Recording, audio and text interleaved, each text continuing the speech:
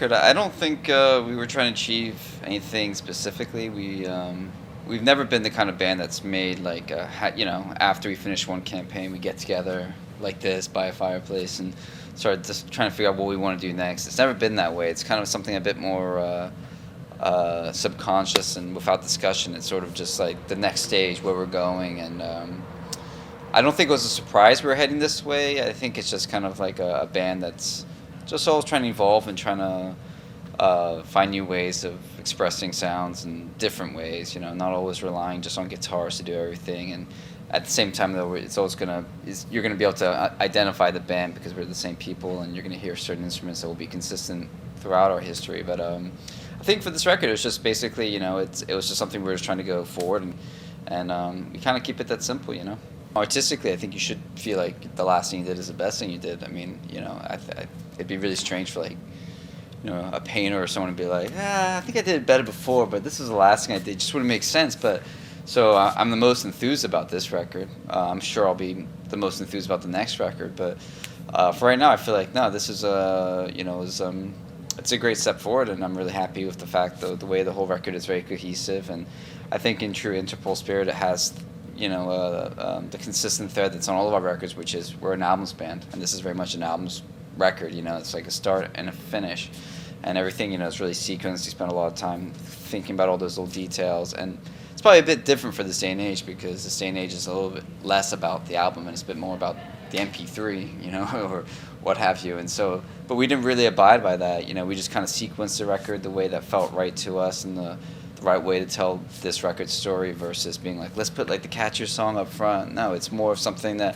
I'm sure if a listener has their initial listens can be very different from their fifth listen, and something that a track they might not spend that much time with the first time around, by the sixth time might be their favorite song. And I like those kind of records, and so you might lose some people where some people might not put in the time because we live in this day and age where people just don't put in that much time. But if you do, I think you'll get a greater reward. We're lucky enough that we have the kind of fans that actually, or people come to our shows that they'll all have different favorite songs, and that's kind of a sign of it.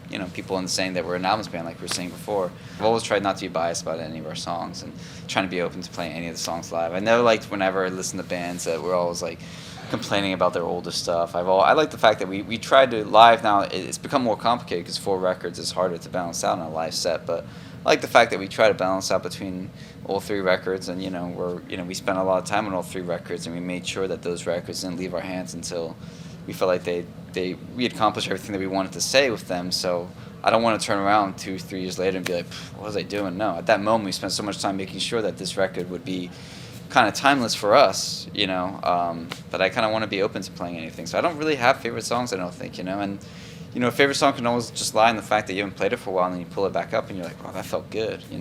While we were writing the record, we knew that Carlos had a lot of other things in his life that he wanted to tend to and explore, and at the same time he was very involved in the writing of the record, and so he was the conflict really laid there for him in a way because he didn't know which way to go.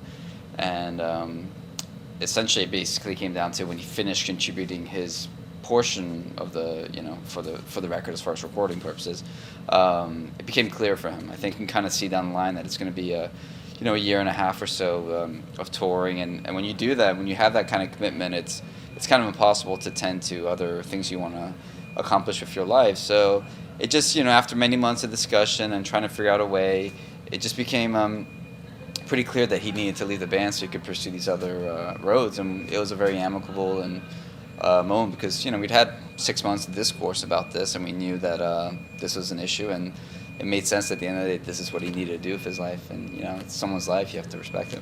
We're playing with 2 extraordinary musicians, and one being David Pajo from incredible bands like Slint and Tortoise and Papa M, Ariel M, and so forth. I mean, the guy's got an amazing career. He's he's a tremendous guitarist and bassist, and I came over and saw him play at Reading, and it was just that record had a strong influence on me, I have to say. And so to think that 14 years later you're playing on stage with that guy, and it's amazing. And then Brandon Curtis from the Secret Machines, who's a band that we've toured with, we've been friends with for a really long time, and he's an extraordinary musician in every which way. And so it's kind of tremendous to have. He's a lead singer in that band, so it's pretty it's an amazing sort of situation where we have two lead singers in the band. So we've never had anything quite like this before, and it's a great, it's a great strong band we have right now, and we're really playing well together, and we get along great. And for me, I haven't done anything outside of the band. It's really, I put all my energy into the band, and when we're not really touring, I kind of tend to start trying to write music that would eventually become Interpol songs.